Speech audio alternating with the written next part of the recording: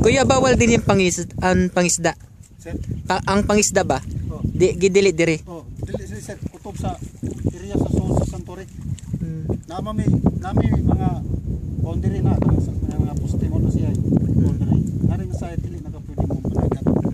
So, Ano kung may makasulod diri na mga nangingisda, ano man ang kuan sir, kanang dakto sir, nga gamitan na mo sa katong fisheries law bitaw. Oh, dagan na yung ang nadakop diri na mga nangisda. oh, dagat sa pa sugod pa ni karon. Dagan na mig dakpan diri.